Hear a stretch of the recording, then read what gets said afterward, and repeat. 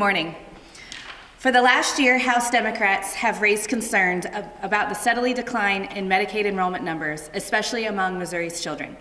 In recent weeks, Republican leaders have finally admitted we have children without Medicaid who should have it. We appreciate the public acknowledgement of this crisis being real and for stating that every Missouri child who was wrongfully removed from Medicaid should have their coverage restored. Throughout our discussions, we have been demanding we address the ridiculous 60-plus page application forms, and we greatly appreciate Representative Mary Elizabeth Coleman for filing House Bill 1960 in an effort to streamline the cumbersome process of applying not just for Medicaid, but for other public assistance programs.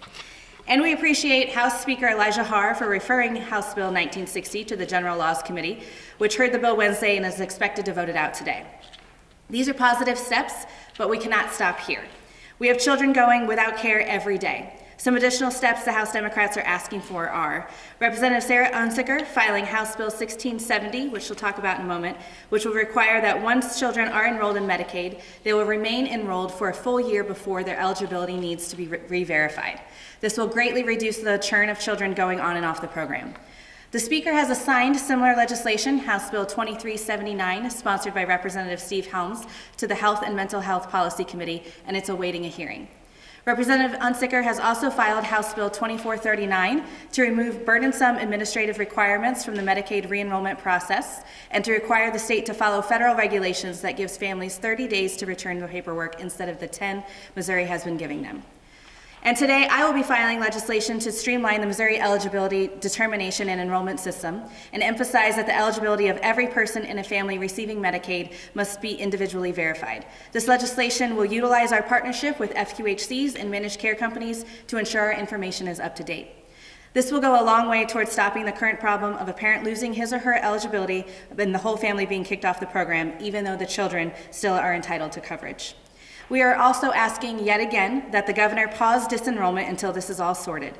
This isn't unprecedented. Governor Nixon did this in 2014, and Louisiana has paused after experiencing similar declines to Missouri's numbers. After a year of work on this issue, and with a bipartisan desire for action, we have the chance during the coming weeks to do right by Missouri's children, and I hope the Republican leadership will make this a priority. I'm going to hand it over to Representative Unsicker to discuss her bills more. Good morning. I'm going to talk about two bills today. The first one is House Bill 1670, which provides 1-year continuous eligibility for children on Medicaid. Missouri law requires eligibility be reviewed for each Medicaid recipient every 3 months. Every time eligibility is reviewed, there is the possibility that mistakes could be made, resulting in a drop in coverage. These mistakes are not hypothetical. We believe many of the Medicaid drops in Missouri have been because of these mistakes. A survey of healthcare providers showed that 87% of patients who lost Medicaid still met eligibility requirements, but lost coverage due solely to changes in the renewal process. Over 84% were unaware of the coverage loss until they tried to schedule or attend an appointment. Currently, 24 states provide 12-month continuous coverage for kids enrolled in Medicaid. As a result, states experience more efficiencies, less administrative burden, and fewer gaps in coverage, which means the state saves time and money, and families don't have to worry about whether their kid's doctor or hospital visit is covered 1 month to the next. Too many Missouri kids who are eligible for Medicaid over the course of a year are losing coverage. Our system needs to catch up with today's workforce, where not everyone works 9 to 5, and incomes fluctuate as overtime or seasonal work opportunities come and go. By guaranteeing coverage for a full year, we can prevent kids from falling through the cracks. House Bill 1670 is contained within House Bill 2379, which has been assigned to the Health and Mental Health Committee. House Bill 2439 requires the Department of Social Services to use federal regulations when determining eligibility for Medicaid recipients. Federal regulations lay out the process for redetermining Medicaid enrollment and renewing coverage for the recipients. Every individual receiving Medicaid in the United States must have their eligibility redetermined annually, although states can look at it more frequently if they choose. Federal law sets out safeguards for recipients, such as using federal and state databases in redetermining eligibility and giving families at least 30 days to return paperwork. Missouri law has regulations on top of federal regulations that are burdensome to families. House Bill 2439 removes these burdens and specifies that Missouri will follow the federal regulations.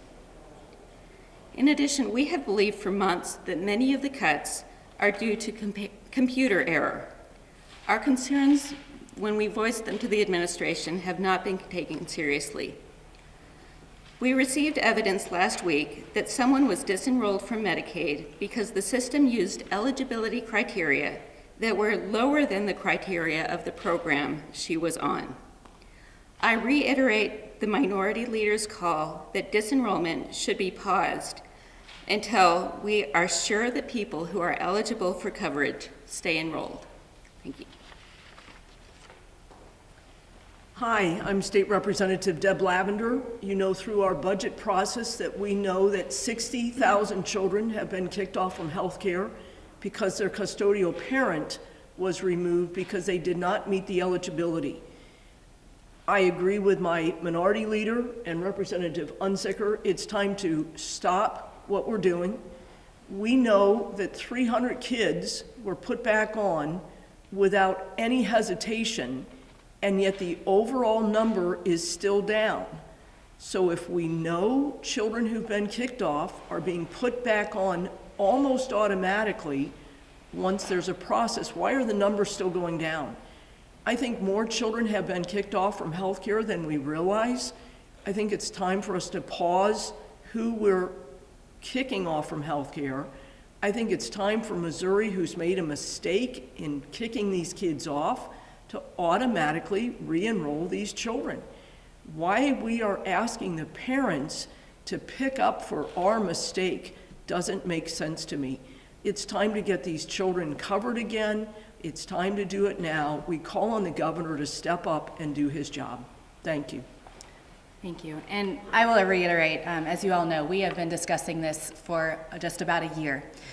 For the first 6 to 8 months, the administration was saying that the economy was better and that every child who qualified for Medicaid coverage had it. We all know that just a few weeks ago, that conversation has changed. In the budget committee process, it was discussed by Republican leadership that there are lots of children, they said 60,000 approximately, who should have coverage that do not. And those are the children whose custodial parents had lost coverage. So for many months, there was no problem. Now there is a problem. We know that these kids should have coverage. So we, as I said, have outlined numerous bills that we think can help with this process. But as my representatives to my right and left have discussed, pausing this disenrollment is vital to making sure that we can figure out exactly what's going on. And I encourage folks who are watching this at home to check your eligibility status. I am still getting contacted every day by constituents of Missouri who thought they had coverage and they don't. So if you need help navigating the process, please call your state representative, call my office, and we will help you get back on if you are qualified. With that, we're happy to take questions. So you have Republican leadership who's not been willing to hear Democratic bills in meetings. So what's different now? Well, the two bills that have been referred are sponsored by Republicans. So they are bills that we have been asking for these to be discussed for a long time, but Representative Mary Elizabeth Coleman has hers referred, and then the bill that Representative Unsicker has filed, Representative Steve Helms, his version of the bill has been referred. So it came out in Budget Committee recently about all of these kids that apparently were eligible and they got kicked off. Is that when you all first learned about this, or did you learn about it sooner than that? No, so we started raising red flags back at about February of last year. So every month the department puts out numbers of enrollment and folks who have come off services, and we started to see a rapid decline, particularly in children. And that's where you hear the 100,000 number, because when you look at the collective whole, it's over about 120,000 at this point within the past year. And so we started asking questions in about mid-February, having meetings with the department director, with leadership of the budget committee and other members of the legislature to try to figure out what's going on. We asked during a veto session for there to be a special session to discuss this. The Republican leadership chose not to do that, so the Democrats, we actually had our own informal hearing where we invited providers and folks affected by this and legal services and other agencies who've been involved to come and discuss what they're seeing on the ground. And that's where this legislation we're talking about today came from, were those discussions with providers saying that this is what we're seeing on the ground with kids losing care. If you made these changes, it would really benefit. So it's been about a year. We found out about a month ago that children were being kicked off with the custodial parent. So we found out about a month ago, right before it came public, but we found out because the custodial parent had been kicked off, their children had been kicked off at the same time. So And how did you find that out? Was it through lawmakers or was it through the public? It was through a lawmaker, head of the appropriations chair, Representative David Wood. Let us know. Is that an automated process that they were kicked off? yes, so to clarify and to kind of get in the weeds of this for a second, there are different pockets of programming that covers individuals. So we have a family plan, we have children, and we had children and their custodial parent who were covered under one plan. The parent was no longer eligible. And so what happened is we sent out a letter saying, all 5 of your family members, parent and children, no longer qualify for this insurance coverage. And the parents were supposed to know on their own that they had to reapply for the children to get children's coverage. And I've seen the letters, I've received copies of them. Nowhere in the letter does it say that your children may still qualify for this separate plan. It just says that you no longer qualify based on your income. Yeah. So the Meta system, the computer system that you're mentioning, is based off off-the-shelf IBM software. Other states, I believe, have had problems with that, Minnesota and Maryland being 2 of them. Are you aware of those problems, and is that part of your discussion going forward? Definitely. So our issues with Metis has been going on since the existence of the original contract. We actually bid that out to a company who messed it up, and then we had to bid it to IBM, and there have been lawsuits about it. And so, yes, we're very aware of the issues with Metis. Part of our original conversation around this was when we started to see these numbers was the concern that this program has multiple phases that still have to roll out. And so if we don't know what was causing this originally and where these computer glitches were and how to fix them, what is that going to look like for phase 2 and 3 of the Metis program? And so yes, lots of states have done various things with this software.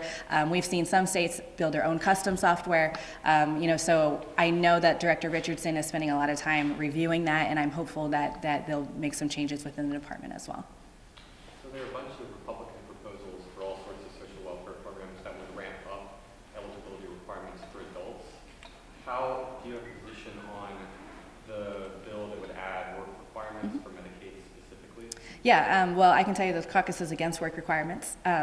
When we are discussing the burdens that are put on individuals, and work requirements is just a whole nother level. So as discussed already with Representative Unsiker's bill, right now we are mandating that folks return all of their paperwork to us within 10 days. So trying to get a W-2 from your employer 2 months ago who you no longer work for, or an ex-spouse who is a partial custodial parent of your child who you may not have a good relationship with, trying to get 10 days to get that is already an extreme burden.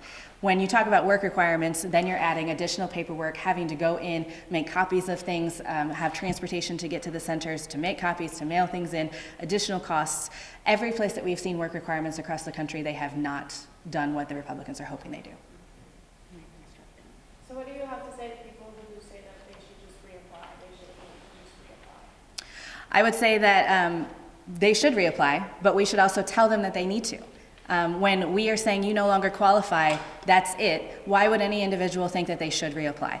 We are doing the bare minimum of communication with Missourians, and that, as Representative Lavender said, when we make a mistake, we should own up to that and fix it. Just like the Department of Revenue and what we saw last year when the department made mistakes, you saw Republican leadership actually move legislation that forgave problems, that fees and additional things that were our fault. We need to be looking at this the same way. The state messed up. We kicked children off who should have had coverage. We need to be doing everything in our power to make sure that those kids who qualify have health care coverage. Have you reached out to the administration at all about pausing the We have asked a few times, not directly to the governor, but I have had the conversation with the director of Medicaid. Are they receptive? No. Can I go back to the Yeah. custodial parent issue and eligibility? Okay, so we found out like a month ago-ish, David Wood said that he found out about this months ago. So there's this breakdown in communication, obviously. How are we resolving that? Are you, because of that, are you guys trying to improve communication with David Wood? I mean, because that seems like, that's, if he's known for several months and we're just finding out about this. I will say that communication with Representative Wood and other members of the budget team, I feel is very good. We do communicate with him often.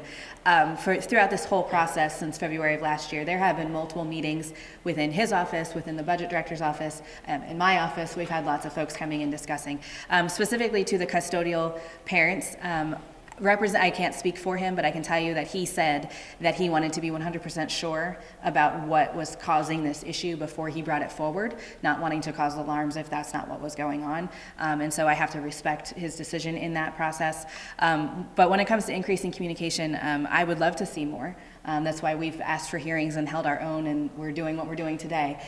This shouldn't be a partisan issue when we're dealing with kids' healthcare, and this should be something that all of us are concerned about, regardless of party, and so I hope that communication improves.